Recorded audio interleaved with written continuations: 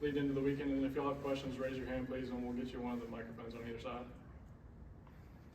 Yeah, I think our coaches, our fans, our university, we're all excited to host this regional here at Plainsman Park. So looks like all the hay's in the barn now, so to speak, and we're all ready to go. But congratulations to the 3 other teams here, Central Connecticut, Stetson, North Carolina State. You know, to get to the final 64 that you have to do something really good along the way. You probably can finish a game, you probably can start a game, you probably can defend, and you probably had some big hits and big moments that you have conquered to be able to be here. So I think our players understand that.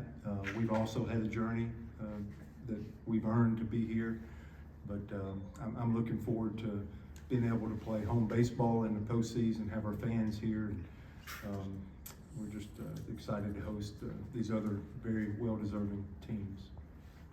Questions, Brian? Butch, what's your pitching plan for the regional? Yeah, we'll start with Cam Tilley. I think that's what we've done the last few weeks. So we've tried to research our coaches and bringing information and having meetings, and I just feel like that's where we're at in this stage of the year. So Cam Tilley will throw game 1 versus Central Connecticut.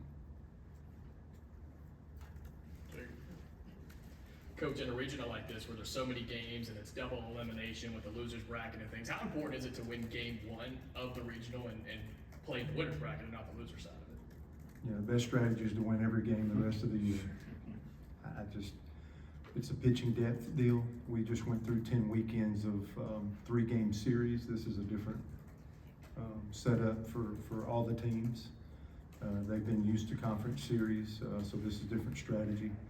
The other thing to mention, I guess, maybe alongside your question, is we go from a 30-man roster that we went through in SEC play for these 10 weeks.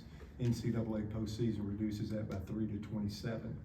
So it's a 27-man roster, and if you look at it and figure out who needs to be on there, how many position players, how many pitchers, foreseeable that you have to plan and prepare for contingency plans, right? I'd love to win every game the rest of the year, and I meant that. It's the best strategy. But as soon as you have to go to plan B, you understand that a regional could be 4 or 5 games, whatever it takes, so to speak. So I think the 27-man and not guaranteed 3 games, it could be up to 5 games. I think that makes you look at carrying a couple more pitchers for this rotation. So that's been an adjustment, a lot of our conversations this week, and feel like we've probably done that with our roster, and we're prepared for whatever's in front of us, for ever how many games we get an opportunity to play. But pitching depth, if you wind up losing a game in a double elimination tournament, you're going to have to pitch your way out of, cover some innings, and that's probably putting a few more pitchers or a couple more pitchers on your roster for this week. John? Coach, you've only played 1 game the last few weeks. It feels like we haven't seen you out there in a while. How difficult is it to keep the guys sharp? Is it more BP, more reps, or how do you guys get ready for game action when you haven't been on the diamond in so long? Yeah, the first thing is that's what I'd be thinking about today, right? Because we had some weather impacted in our last little practice, but we planned for that. We gave them 1 day off since we've left the SEC tournament, which was Sunday. So that was our Memorial Day that we gave to our coaches and players. And we felt like we needed work to do because it'll be 1 game within 2 weeks that we've played. So we get a squad game on Saturday to try to get Dutton, Chatterton, some of these guys that have been starting pitchers to not miss a spot. And then we come back with some relievers and have some guys throw Saturday and Tuesday to keep them on what a normal life of a reliever's been for the entire year.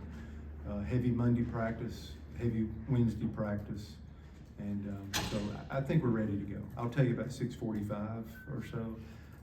My thing is, playing such a tough schedule, did we need a break? I hope that's the case, where we're fresh as we've been in a long time and ready to come out and compete, and we're ready. That was kind of our mantra this morning from our last real meeting before we play, was to be ready.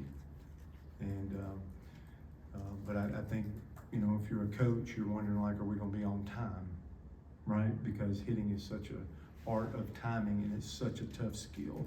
I think about hitting a baseball and being on time without as many game reps. So it's going to be one or the other as we walk into tomorrow night. But I think we've done everything we could to put in the proper practice to give us a chance to be fresh and to be ready.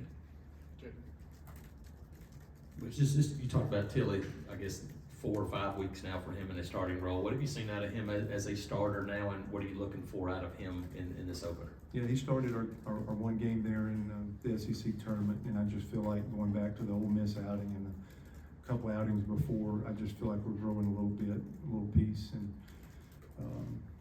players are still allowed to grow and get better even this time of the year. And maybe the team that has a chance to hook it up and really make a move and create some length in this postseason are players that are continuing to get better. So I think he's trended better and better and better, and I think he's ready for this. So we have the confidence and trust in him, or we do something else. We got a lot of pitchers on our staff, but we believe in Cam to be able to go out and handle anybody.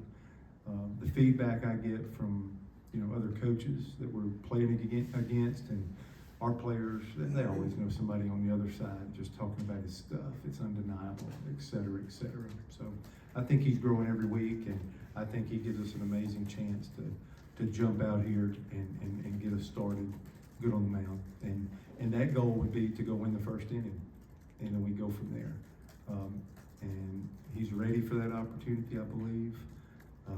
Secondly, there's other guys that have his back, that are ready, and we're a pitching staff this year, and I think these guys have done a good job with that. He's gone from the bullpen and has moved into a starting role, but it's been a 2-year journey, from where he's at, and that's part of my job I want them in the moment, and sometimes there's some long term. He has built and been amazing teammate. He's been an amazing player that I've enjoyed coaching. And we've just had a good plan for him for 2 years. And today I just tell him when we announce him as a starter that he's ready for this. And I believe that, because this is an important time of the year for us. So if your name's in that starting lineup, or you're the starting pitcher, or we bring you in the 6th inning, or we're asking you to get the last incredibly important 3 outs of a ball game, man, we believe in you without having to really say it. Brian? Butch, what's sort of your scouting report on Central Connecticut? What have you seen of them in their starter? Yeah, I haven't gotten a starter's name yet. It looked like from the research it would be a couple of right-handers as an option for them, what they've done all year. So we're expecting right-handed, and hopefully we'll get that information soon. More lefties than you think, 4 or 5 in a lineup. I think they're more right-handed on the mound. I think they're a little more left-handed at the plate.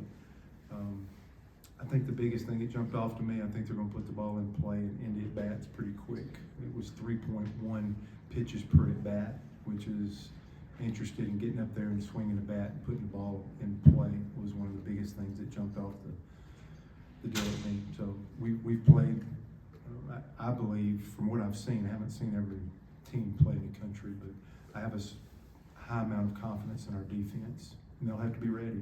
The prep steps, can we, shove the ball in the strike zone early? These guys have had earlier at bats than what we've prepared and scouted for recently, so we're going to have to do a really good job with that. So, good offense, good consistent. I think these starters, whichever one they go with, they're going to want to really pitch and get them into the ball game. And then the other piece that sticks out to me without going into too much depth is they have a finisher with a real breaking ball who has real stats, who's done it all year.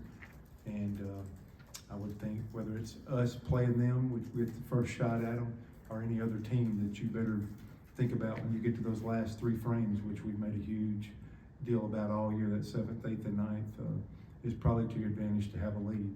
Because again, all these teams have done something positive to get here, and one of theirs is having a lead and getting this guy in the ball game. And the lion's share of their work has been with 3 pitchers. So we might see all 3 of them tomorrow, and they've done great work for them. So being engaged, being ready for that starter early, and having a lead late, that would go a long way to us trying to have success against Central Connecticut tomorrow. We got two more out of Brian. Butch, their offense is bringing in the best hitter in college baseball, at least in terms of average, number 15. I think Aiden Redahan. Just what have you seen out of him, and just from what you've seen, what allows him to have the kind of success he's had this year? Yeah, you hit 450 something. I don't think it matters what league you played in.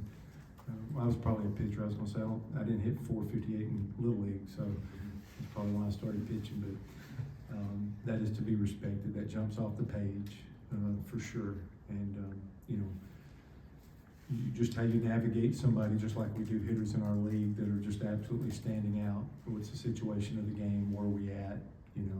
Is there anybody on? What number of outs? And what part of the game? So, but we know who he is, and we're aware. And when you're getting on base half the time, you have to account for that.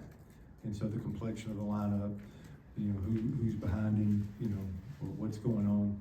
Those are we'll have some pre-game thoughts, but then we have to decide how we're going to handle him, or we're not going to let him beat us in certain situations, and we'll try to think of every contingency and then execute it in the ball game. But you touched on this, but I mentioned a couple of days ago that getting off to a fast start was so important, especially compared to how it went 2 years ago. Yeah, we hear about 2 years ago a lot, and we have experience with a little bit of everything. I think 18, 19, 22, we went 9-0 in 3 consecutive regionals, so that was really disappointing for the program in 23, an extra inning ball game.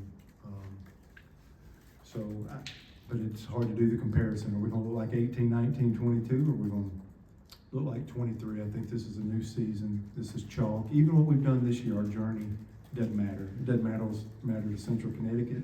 It doesn't matter to us. It's just we can take all the experiences and take what we've done, but this team's been built different. And half of this team is new from last year, and so hardly anybody was here in 23. Ike was one of those, and Cooper, but very few of those players. So I think we're in the moment, and a fast start's huge. I remember in 22, I think we scored 11 runs in the top of the first inning here to start a regional. That created some momentum for us. The first time we punched our ticket to Omaha with our staff, basically in 19, we're in game 3 of a super regional. We scored 13, I think, in the first inning. So that would be great. But being realistic and others, I think I always try to teach our guys the history of our program. But right now, this is just kind of all square in another game because we played in so many big ones. We can't try to go do more. We just have to be ready to play. One of our examples this morning was Scott Rowland, who was an all-star, a gold glove, and they asked him, how did you win a gold glove? And it's making the plays you're expected to make. Everybody thinks you get to a big moment or postseason, you're supposed to have an out-of-body experience or raised to a certain level, and we don't necessarily believe that. The Navy SEALs, like, you don't rise to the level of your competition, you sink to the level of your training. These guys have a plethora of experience this year, have had a ton of success, which should give them some confidence. But whether they score 11 or none in the first inning tomorrow, just a good mindset, and they're supposed to just handle the at-bats. They're supposed to dominate the routine play, and we're supposed to fill up the strike zone. And the other thing I ask is I want them to run as hard as they can to first base. So we're not going to change our game now. We're just trying to double down, give them reminders of what the really highest level of play is, we think, from all of our years of experience. And it's just doing your job, and it's just making the plays you're supposed to make. That's what I want them to do. I think that's a good level of baseball for us. All right, thank you, Coach.